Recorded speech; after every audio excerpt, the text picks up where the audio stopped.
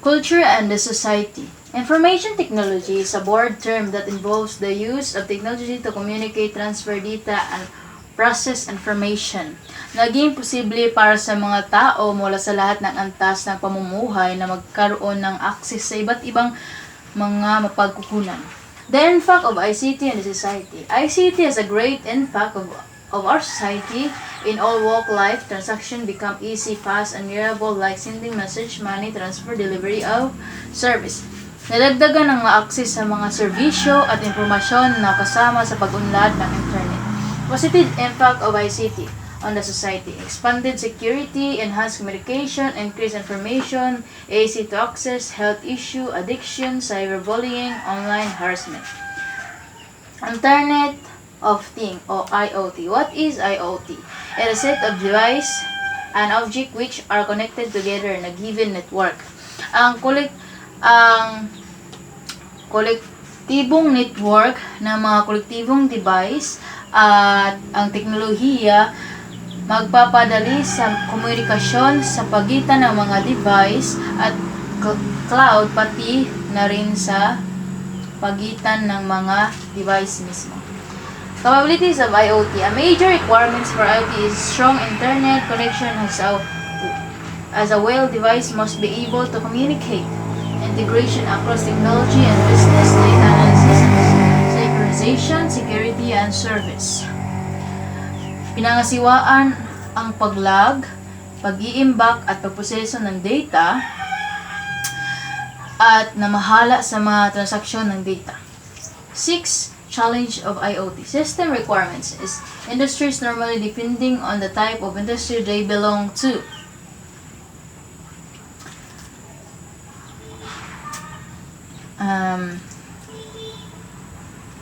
Isang pahayag na tumutukoy sa functionality ng system requirements na nangangailangan ng isang system upang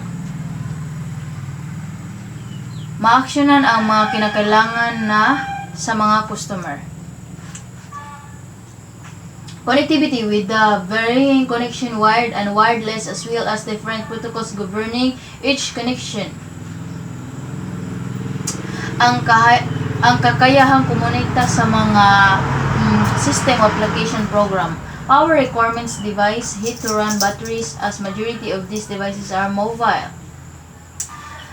Ang antas ng power integration o pagbabawas ng demand na kinakailangan ng kumpanya sa loob ng isang tinutukoy na window ay serbisyo at inihahatid ng provider kasunod ang tagubilin ng paggamit. Security. One of the highlighted issue on the application of IT is data security upang protektahan ang mga tao at ang kanilang mga ari-arian. Development is how to expand the capabilities of developers and not just experts in order to create more smart things. Isang tinutukoy na estado ng pagsulong o paglayo. Service. It is important as well as determine where all this will go and identify the platform in which this IoT application will be faced. Hindi madaling unawain ang mga aktibidad na hiwalay na makikilala at magbibigay ng kasiyahan sa mga kagustuhan. Robotic Process Automation. Institute for Robotic Process Automation and Artificial Intelligence defined robotic process automation, the application of the technology. Ang robotic process automation, isang teknolohiya ng software na nagpapadali ng pagbuo, pag-deploy at pamamahala ng mga software robot na tumutulad sa mga pagkilos ng tao na nakikipag-ugnayan sa mga digital system at software. List of sensor used in automation. Temperature sensors capable of measuring temperatures as well as detecting its rise, fall. Mga device na makikita at sumusukat sa lamig at init at ginagawa itong electrical signal. Infrared sensor. The sensor used for security purposes detects infrared light. Isang bahagi ng radiation system sensitive optoelectronic na may spectral sensitivity sa infrared wavelength ng 780 nm. Ultrasonic sensor detect sound waves such as how radars and sonars pick up sounds. Isang instrumento na sumusukat sa distansya ng isang bagay gamit ang mga ultrasonic sound wave. Touch sensor. Through touch, the sensor activates itself and becomes capable of doing its function. Isang uri ng device na kumukuha at nagtatala ng physical na pagpindot at pagyakap sa isang device at bagay. Proximity sensor is able to detect within certain range even if the object is not physically touching the sensor yet. Tuklasin o maramdaman ang paglapit o pagkakaroon ng mga kalapit na bagay. Pressure sensor helps determine the weight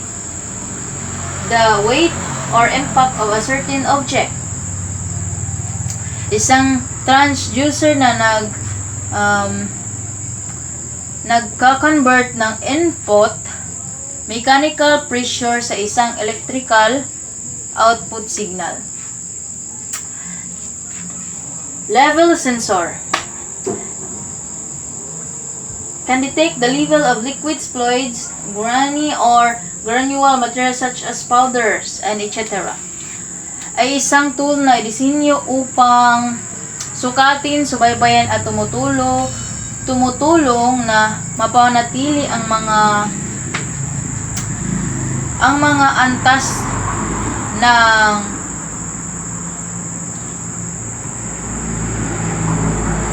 maantas at sa loob ng isang particular na espasyo. Smoke o gas sensor used to detect the presence of dangerous fumes such as carbon monoxide caused by fire.